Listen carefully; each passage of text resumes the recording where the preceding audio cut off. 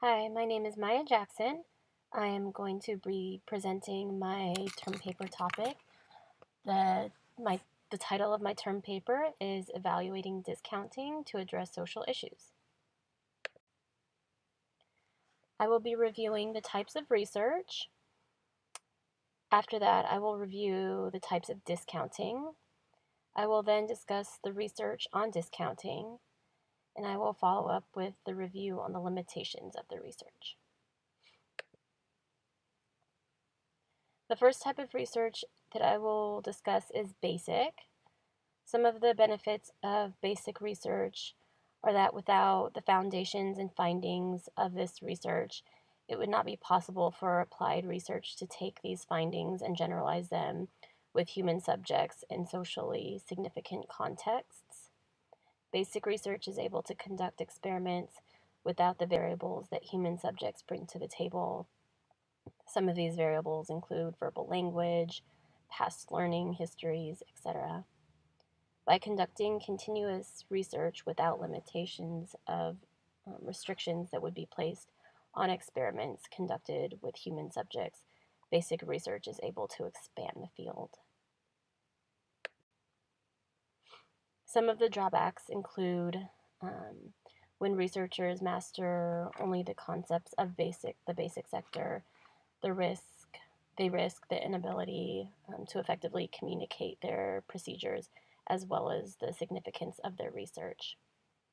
If these studies are not generalized with human subjects, they risk losing their social validity. The second type of research is applied. Some of the benefits of applied research include conducting research with human subjects um, can demonstrate social validity.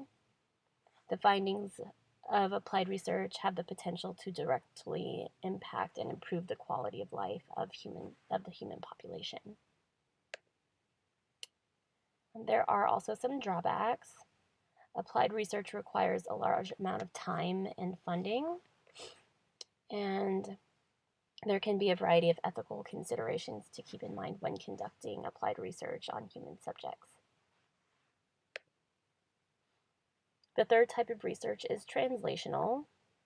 Translational research attempts to bridge the gap between basic and applied research. It often begins when findings from the lab are replicated with and extended to the clinical populations and problems. Once basic research and applied researchers come together to build translational research, they will be able to accomplish a great deal of research on a variety of methods and theories to be applied to a larger scale of societal issues.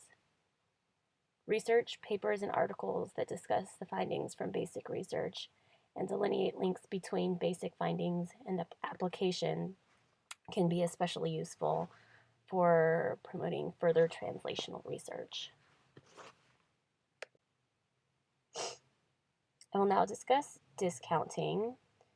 Discounting is one topic that can be studied utilizing translational research methods. It is an approach that has the potential to be applied to a variety of social issues, such as substance abuse, and gambling, and obesity.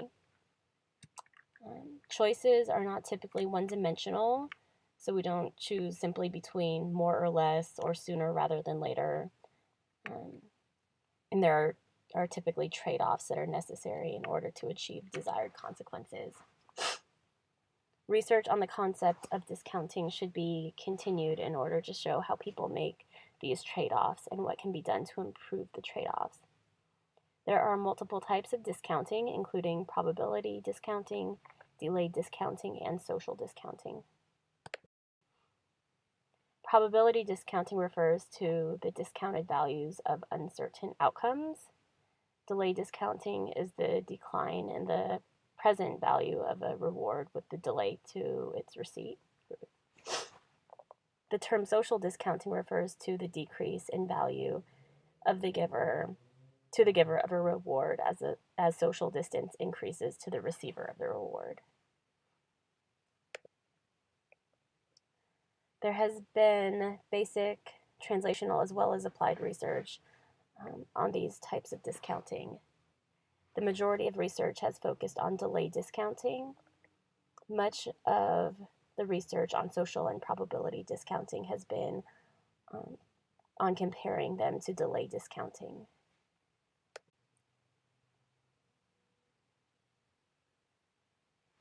Translational research has been done utilizing smaller real monetary rewards in the lab setting. Minimal research on social discounting and altruistic behavior has been done. Findings have shown that people likely value rewards to others at discounted rates similarly to discounting of delayed rewards.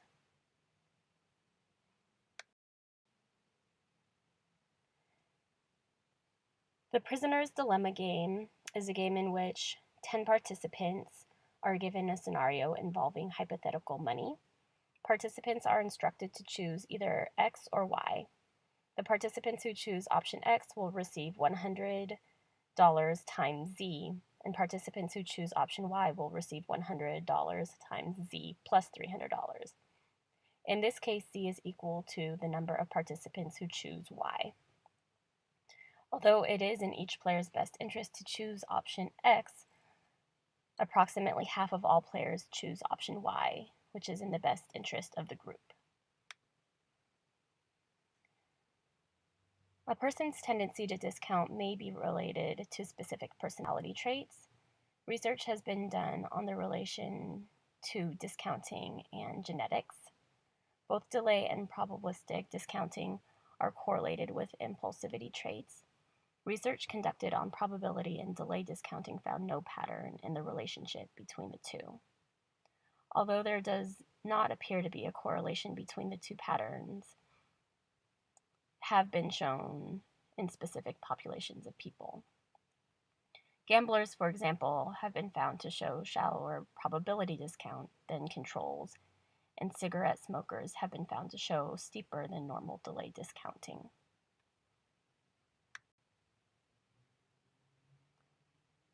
As both probability and delay discounting have been shown to be correlated with specific groups of people, it would seem social discounting may also be related to a specific personality trait or group of individuals. Just as gamblers have been shown to engage in probability discounting at lower rates, and smokers have been shown to engage in delay discounting at lower rates, people such as philanthropists and volunteer workers who regularly engage in behaviors that reward or are of benefit to others likely engage in social discounting at lower rates.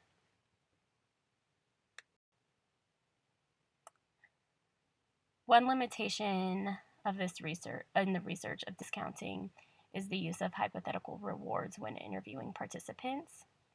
Chances are that people will make different choices based on an option being real versus hypothetical.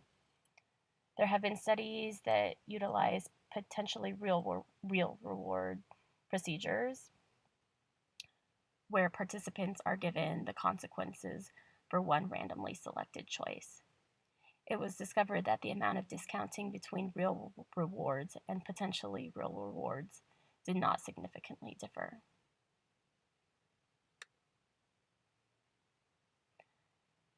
A further understanding of social probabilistic and delay discounting has the potential to increase motivation to engage in altruistic behaviors. If the factors that influence an individual's motivation to engage in altruistic behavior can be determined, researchers and practitioners can utilize this knowledge to increase the likelihood of the future occurrence of these behaviors. There are a variety of ways motivation can potentially be increased to engage in altruistic behaviors utilizing discounting. Giving tax breaks to individuals who donate time and/or money is one way of potential research. The behavior of young children engaging in helping acts at recess is another potential area of study.